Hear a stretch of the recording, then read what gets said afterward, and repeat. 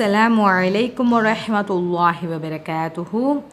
அல்ஹம்துலில்லாஹ். நம்ம இன்றைக்கி பாடத்துக்குள்ளே போகிறதுக்கு முன்னாடி யாரெல்லாம் இன்னும் நம்ம அல் முஃமின் ஆன்லைன் அகாடமியை சப்ஸ்கிரைப் பண்ணலையோ இன்ஷால்லா கண்டிப்பாக சப்ஸ்கிரைப் பண்ணிடுங்க.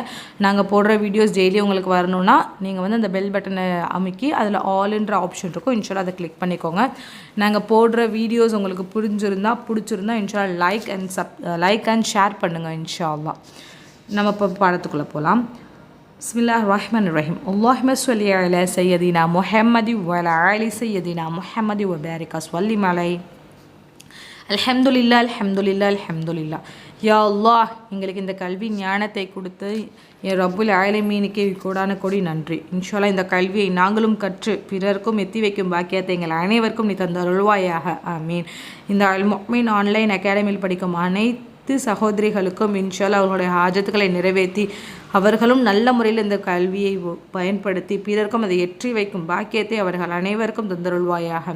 யா அல்லாஹ், எங்களுக்கும் அவர்களுக்கும் ஜன்னத்துல் ஃபிர்தோஸ் வரைக்கும் இன்ஷால்லா இந்த அகாடமி மூலயமாக எங்கள் அனைவரையும் நீ ஒன்று சேர்த்து எழுப்புவாயாக. ஆமீன் இன்ஷால்லா. பாடம் 2. இன்றைக்கி என்ன பாடம் பார்க்க போகிறோம்னா பாடம் 2 ஃபிக்ஹ் இன்ஷால்லா. இப்போ பாத்திரம் தொடர்பான சட்டங்களை நம்ம பார்க்கலாம். தண்ணீர் மற்றும் உணவு பொருட்கள் வச்சிருக்கிறதுக்கு வஸ்து, அதாவது பாத்திரம் என்று சொல்லப்படும். என்ன சொல்லப்படும்? பாத்திரம். பாத்திரத்துக்கு என்னது? வஸ்துக்கள் என்று சொல்லப்படும். இது பல உலோகங்களில் செயல்படுகிறது. இந்த பாத்திரங்களை என்ன பண்ணலாம்? நம்ம பயன்படுத்துவது ஆகுமானது தான். வஸ்துகள் சம்பந்தப்பட்ட பொது விதி என்னன்னா அது ஆகுமானதே ஆகும். வஸ்துக்கள்னால் என்னது? அது பாத்திரம். அந்த பாத்திரம் சம்மந்தப்பட்ட பொதுவான விதிகள் எந்தெந்த பாத்திரம் நமக்கே தெரியும்.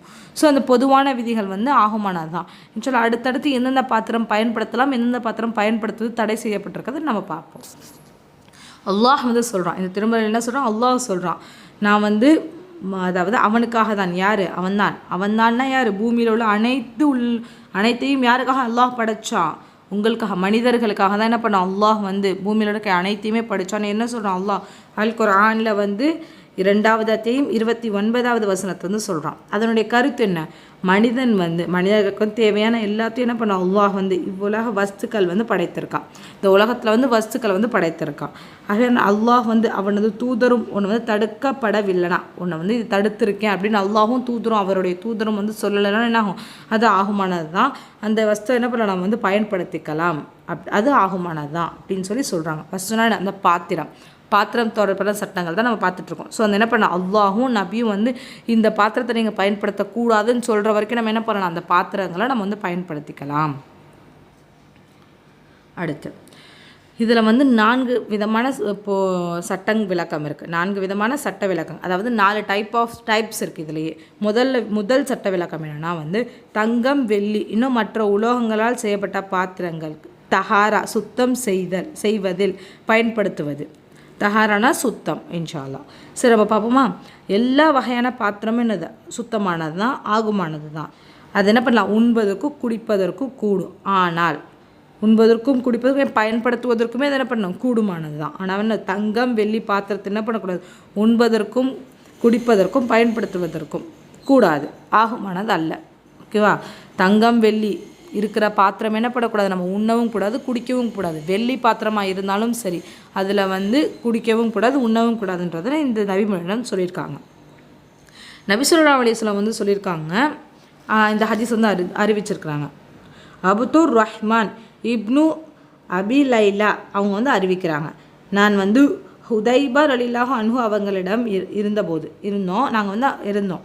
அவங்க தண்ணீர் கேட்டாங்க. யார்கிட்ட கேட்டாங்கன்னா மஜூசி ஒருவர் கிட்ட தண்ணீர் கேட்டாங்க. அவங்க எடுத்துகிட்டு அவங்க கரத்தில் வச்சோன்னே என்ன பண்ணுறாங்க? அவங்க அது எரிஞ்சிடுறாங்க தூக்கி அப்படின்னு சொல்கிறாங்க.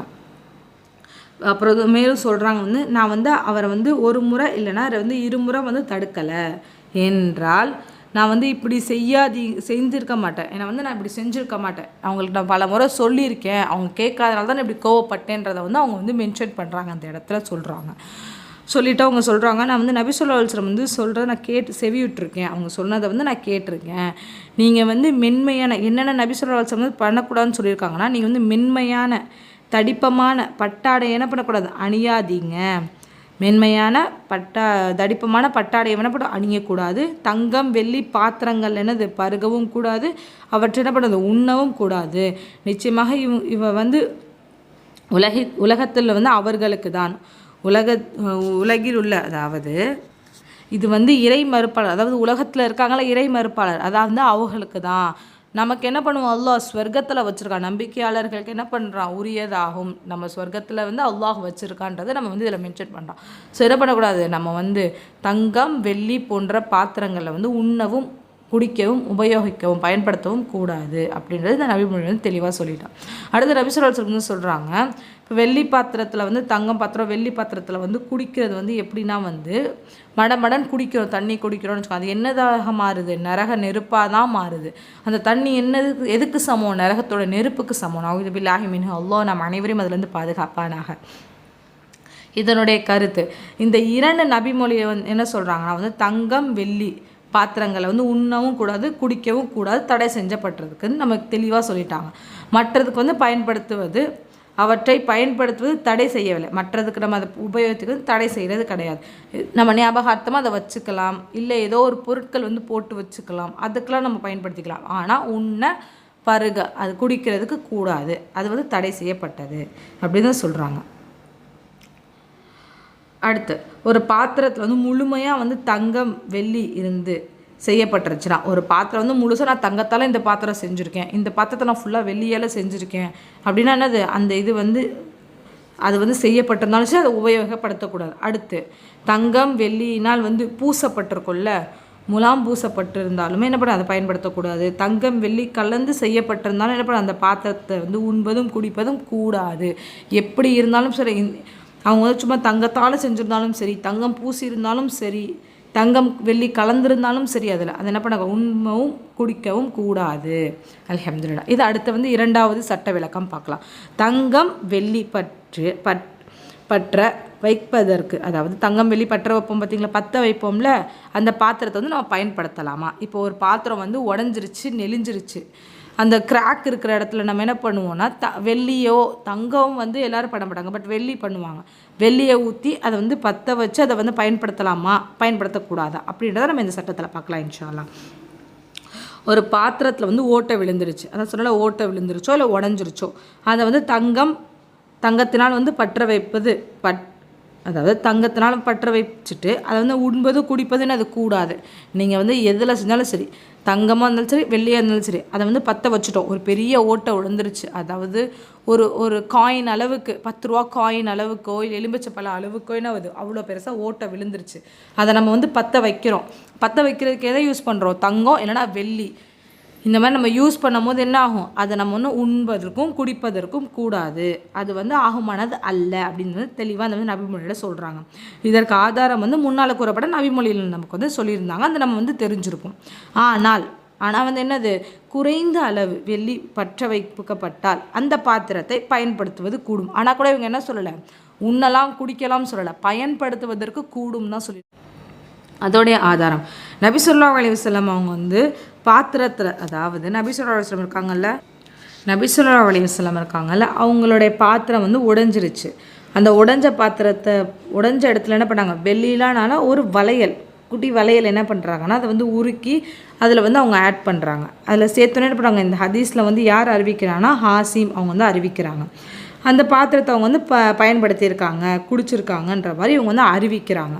ஆனால் வந்து தங்கம் வெள்ளி போன்ற பாத்திரங்களை வந்து தவிர்க்கிறது நமக்கு நல்லது, அது வந்து நம்மளுடைய உடலுக்கு வந்து ஆரோக்கியம் அல்ல, கெடுதல் தான் அப்படின்றத வந்து சில அறிஞர்கள் வந்து சொல்லப்பட்டிருக்குது.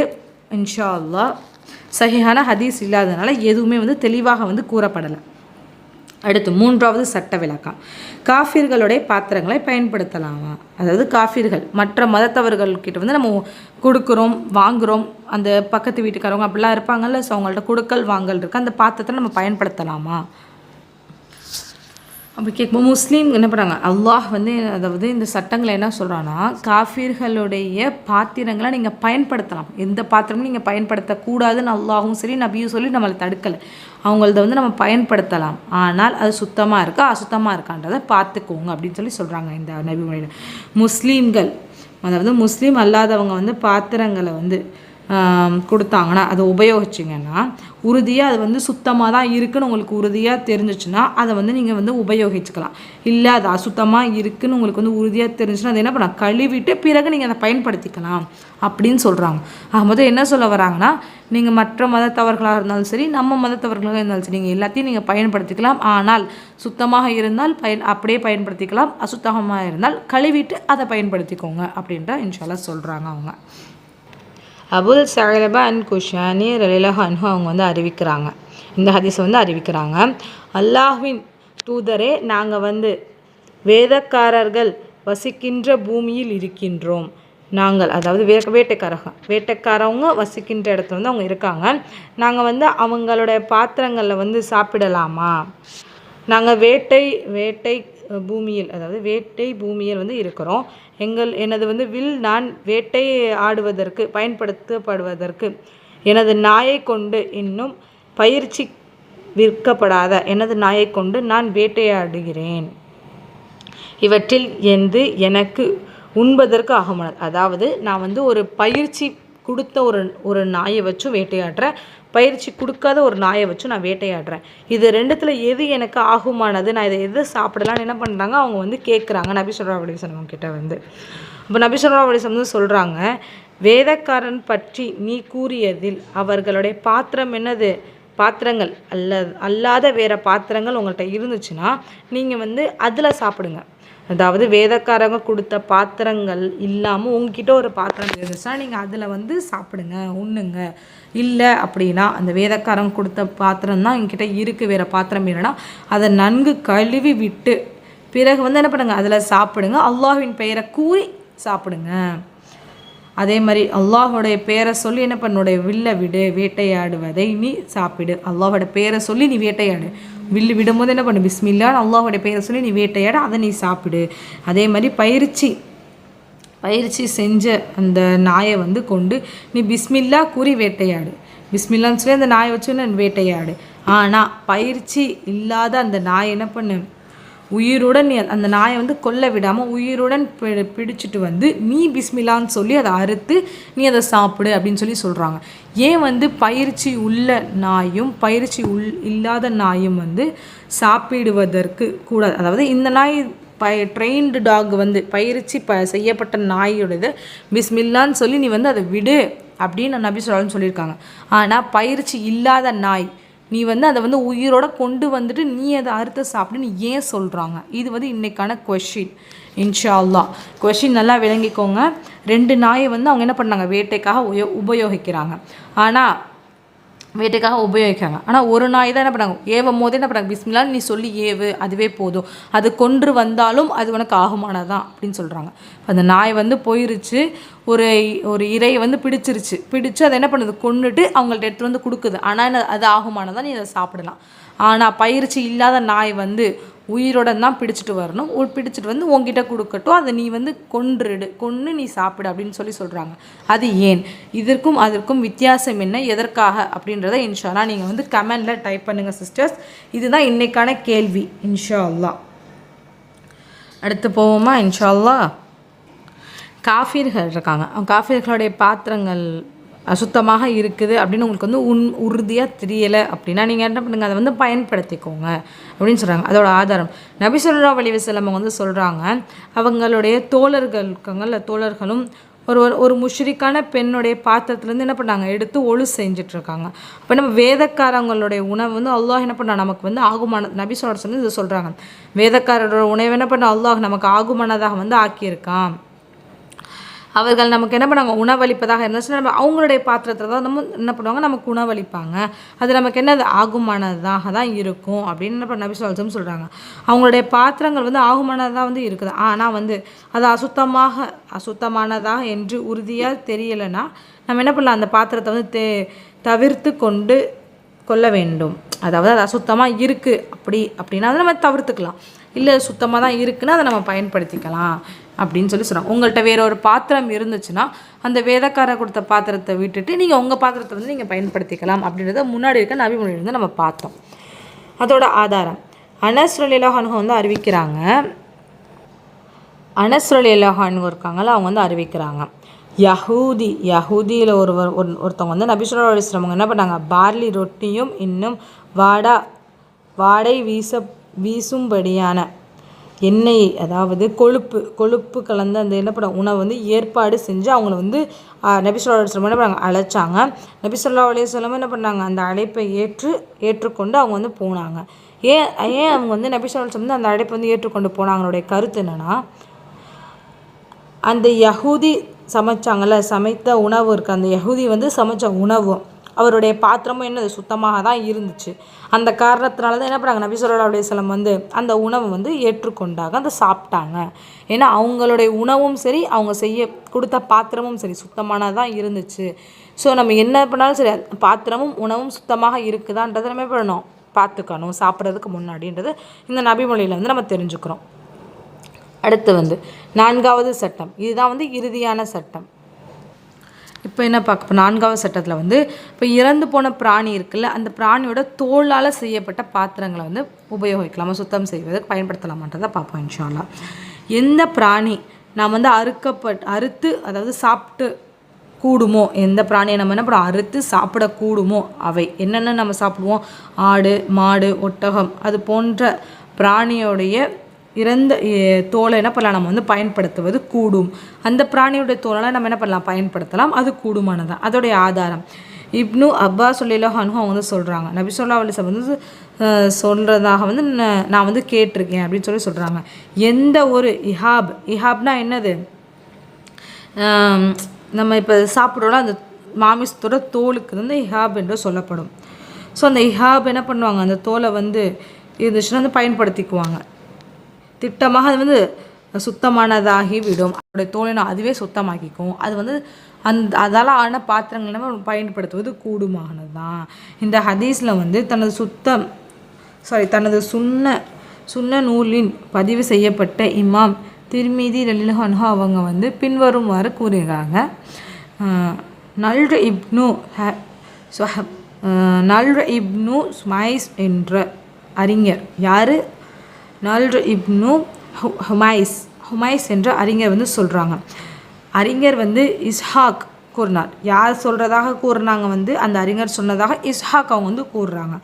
எந்த பிராணி மாமிசத்தை வந்து நம்ம சாப்பிட்றோமோ அதன் தோல் என்னது இஹாப் வந்து சுத்தம், அதாவது பயன்படுத்தலாம். அது வந்து சுத்தமானதான் ஆகுமானது தான். அது இஹாப்னா என்னது, அந்த நம்ம பயன்படுத்த மாமிசம் உண்றோம்ல, அந்த மாமிசத்துடைய தோல் தான் என்ன சொல்லுவாங்க இஹாப் என்று சொல்லப்படும் அப்படின்றத சொல்கிறாங்க. அப்துல்லா இப்னு அப்பாஸ் அவங்க சொல்கிறாங்க, நான் வந்து நபி ஸல்லல்லாஹு அலைஹி வஸல்லம் அவங்க சொல்கிறத வந்து நான் கேட்டிருக்கேன். இஹாப் அதாவது தோலை வந்து என்ன பண்ணுறாங்க, நம்ம அந்த 3 தோல் இருக்குல்ல, ஆடு, மாடு, ஒட்டகம், அதோட தோலை நம்ம வந்து பதப்படுத்தி வச்சுருந்தோன்னா அது வந்து சுத்தமாக மாறிடும் அப்படின்றது சொல்கிறாங்க. மைமுனா ரலியல்லாஹு அன்ஹு அவங்களிடமிருந்து இப்னு அப்பாஸ் ரலியல்லாஹு அன்ஹு வந்து அறிவிக்கிறாங்க. மைமுனா ரலியல்லாஹு அன்ஹு வந்து அவங்ககிட்ட இருந்து இப்பாஸ் ரலியல்லாஹு அன்ஹு அறிவிக்கிறாங்க இந்த செய்தியை. அவங்களுக்கு வந்து அடிமை பெண், அவர்களோட அடிமை பெண் வந்து ஒருவங்க வந்து தர்மமாக வந்து இந்த ஆடை வந்து மைமுனா ரலியல்லாஹு அவங்ககிட்ட வந்து கொடுத்தாங்க. அந்த ஆடு என்ன ஆகுதுன்னா இறந்து விட்டுருச்சு. அதை என்ன பண்ணுறாங்க, மைமுனா ரலியல்லாஹு அன்ஹு வந்து அதை வந்து தெருவில் வந்து ஒரு ஓரமாக வந்து போட்டுட்டு போயிடுறாங்க. அந்த ஆட்டை வந்து நபி ஸல்லல்லாஹு அலைஹி வஸல்லம் வந்து அதை கிராஸ் பண்ணி போகும்போது, அந்த கடந்து செல்லும் போது நபி ஸல்லல்லாஹு அலைஹி வஸல்லம் வந்து அந்த ஆட்டை பார்த்துட்டு அவங்ககிட்ட வந்து இதோடைய தோலை வந்து எடுத்து அதை வந்து பதப்படுத்தி அதன் மூலமாக நான் வந்து பயன்பட்டிருக்க வேண்டாமா அப்படின்னு சொல்லி கேட்குறாங்க. அப்போ அவங்க வந்து மைமுனா ரலியல்லாஹு அன்ஹு வந்து சொல்கிறாங்க, யா அல்லாஹ்வின் தூதரே, யா ரசூலுல்லாஹ் ஸல்லல்லாஹு அலைஹி வஸல்லம், அது இறந்து போனது அப்படின்னு வந்து சொல்கிறாங்க. அப்போ நபிகள் நாயகம் ஸல்லல்லாஹு அலைஹி வஸல்லம் வந்து சொல்கிறாங்க, அதோட இறைச்சி தான் என்னது நமக்கு வந்து தடுக்கப்பட்டது, அதோடைய தோலை வந்து நம்ம என்ன பண்ணிக்கலாம் உபயோகிச்சுக்கலான்றதை வந்து சொல்கிறாங்க. இதோட கருத்து என்னென்னா, இப்போ வந்து நம்ம வந்து ஆகுமானதாக இருக்குது, அந்த பிராணியை நம்ம சாப்பிடலாம். ஆனால் நம்ம அறுக்கிறதுக்கு முன்னாடி அந்த பிராணி வந்து இறந்துருச்சு, அதுவாக இறந்துருச்சுன்னா என்னது, அதோடைய மாமிசம் நமக்கு வந்து கூடாது, தடுக்கப்பட்டது. அந்த மாமிசத்தை நம்ம என்ன பண்ணுவோம், அதை சாப்பிடக்கூடாது. இயற்கையாக நம்ம அறுக்கிறதுக்கு முன்னாடி ஒரு உயிரினம், நம்மளுக்கு சாப்பிட ஆகுமானதான இருக்கிற உயிரினம் வந்து இறந்துருச்சுன்னா அதோடைய தோலையோ அதோடைய இதை வந்து நம்ம உபயோகிச்சுக்கலாம். ஆனால் அதோட மாமிசத்தை என்ன பண்ணக்கூடாது, நம்ம வந்து உபயோகிச்சுக்க கூடாதுன்றது இந்த ஹதீஸில் வந்து நபி ஸல்லல்லாஹு அலைஹி வஸல்லம் வந்து தெளிவாக சொல்கிறாங்க. அல்லாஹ் வந்து கூறுறான், அல்லாஹ் சொல்கிறான், நபியே கூறுவீராக, உண்பவருக்கு தடுக்கப்படாத எதையும் நான் எனக்கு வஹி அறிவிக்கப்படவில்லை வஹி அறிவிக்கப்படுவதில் காணவில்லை, அது இறந்து போனதாக இருந்தாலே தவிர. அல் குர்ஆன் 6வது அத்தியாயம் 145வது வசனத்தில் சொல்கிறான். அல்லாஹ் என்ன சொல்கிறான் இந்த வசனத்தில் வந்து, அல்லாஹ் வந்து தடுத்திருக்கான் பார்த்தீங்களா, அசுத்தமான மாமிசம், அசுத்தமான இது. நம்ம சட்டமில் பார்த்தோம்ல முன்னாடி வந்து ரபிமொழியில் எந்தெந்த இதெல்லாம் வந்து அசுத்தமானது கால்நடையில் அப்படின்றது. ஸோ அந்த கறி, அப்புறம் அல்லாஹ்வின் பெயர் கூறாமல் அறுக்கப்படுவாங்கல்ல, அந்த மாமிசத்தெல்லாம் என்ன பண்ணுது நம்ம வந்து தடை செஞ்சுருக்கோம், அல்லாஹ் சாப்பிடக்கூடாதுன்னு. அதெல்லாம் நம்ம என்ன கூடாது, அதெல்லாம் வந்து தடை செஞ்சப்பட்டது. அப்படி நம்ம வந்து ஒரு நிர்பயத்தில் நீங்கள் சாப்பிட்டு தான் ஆகணுன்ற சூழ்நிலையில் சாப்பிட்டாலும் அல்லாஹ் வந்து ஆனால் அந்த மாமிசம் வந்து அல்லாஹ் கிட்ட போய் நம்ம என்ன பண்ணோம், மன்னிப்பு கேட்டால் அல்லாஹ் மன்னிக்கக்கூடியவனாக இருக்கிறான்றது இந்த குர்ஆனுடைய வசனங்களை வந்து நம்ம உள்ளே போய் பார்த்தோம்னா அது வந்து அல்லாஹ் வந்து தெளிவாக நமக்கு விவரிச்சிருக்கான். அடுத்து நம்ம வந்து அறுத்து புசித்து ஆகுமானதாக அதாவது ஹலாலான பிராணி என்ன பண்ணலாம், நம்ம வந்து சாப்பிடலாம், அதோடைய தோலை வந்து உபயோகிக்கலாம். ஆனால் அறுத்து புசிப்பதற்கு ஆகுமானதாக அதாவது ஹலாலான இல்லாத பிராணியோடைய தோலை கூட என்ன பண்ண பயன்படுத்தக்கூடாது அப்படின்னு சொல்லி அதை வந்து அந்த மாமிசத்தையும் சாப்பிடக்கூடாது, அதோடைய தோலையும் என்ன பண்ணக்கூடாது பயன்படுத்தக்கூடாது. இதோட கருத்து என்னென்னா, ஹலாலான பிராணியோட தோல் வந்து சுத்தமானது. அந்த பிராணியோட தோலை வந்து நம்ம என்ன பண்ணிக்கலாம், அது இறந்ததுக்கப்புறம் அதாவது அதை வந்து நம்ம வந்து தானாக இருந்தாலும் சரி, இல்லை அதை நம்ம வந்து அறுத்து நம்ம வந்து அல்லாஹ்வின் பெயரை கொண்டு அறுத்து அதுக்கப்புறம் அந்த தோலை எடுத்து பதப்படுத்தி அதை என்ன பண்ணலாம் பயன்படுத்தலாம். ஆனால் உண்பதற்கு ஹலாலாக ஆகமானதாக இல்லாத பிராணியோட தோல் வந்து எந்த நிலையிலையும் அதை என்ன பண்ணணும் நம்ம பயன்படுத்துவது கூடாது. அது வந்து தானாக இறந்தாலும் சரி, அப்படி இல்லை அது வந்து அல்லாஹ்வுடைய பேரை சொல்லி அறுத்து இறந்தாலும் சரி, அது என்ன பண்ண அல்லாஹ் நமக்கு வந்து ஹராமாக்கி வச்சுருக்கான் அந்த மாமிசத்தெல்லாம். ஸோ அதை என்ன பண்ண எந்த விதையிலும் நம்ம அதை பயன்படுத்தக்கூடாது அப்படின்றத வந்து அல்லாஹ் வந்து இதில் நமக்கு தெளிவாக சொல்லியிருக்கான். அல்ஹம்துலில்லாஹ். இன்ஷா அல்லாஹ் இந்த லெசன் வந்து உங்களுக்கு எல்லாருக்கும் நல்லா புரிஞ்சிருக்கும் நான் நம்புகிறேன். சொல்ல எந்த டவுட்டாக இருந்தாலும் சொல்ல ப்ரைவேட்டாக வந்து என்கிட்ட கேளுங்க. அல்ஹம்துலில்லாஹ். நான் வந்து இந்த வீடியோவோட நடுவில் ஒரு கொஷின் கேட்டிருக்கேன். எல்லோரும் தெளிவாக வந்து அந்த கொஷினை கவனித்து அதுக்கான விடையை வந்து கமெண்ட் செக்ஷனில் போடுங்க. இன்ஷா அல்லாஹ் உங்களுடைய கொஷின் வந்து மத்தியானம் வந்து போடப்படும். அந்த டைமில் கொஷினுக்கு ஆன்சர் போட்டதுக்கப்புறம் அல்ஹம்துலில்லாஹ் கமெண்ட் வந்து கம்ப்ளீட்டட் அப்படின்னு சொல்லி இன்ஷா அல்லாஹ் எனக்கு வந்து மென்ஷன் பண்ணி ஒவ்வொருத்தரும் போட முயற்சி செய்யுங்க சகோதரிகளே.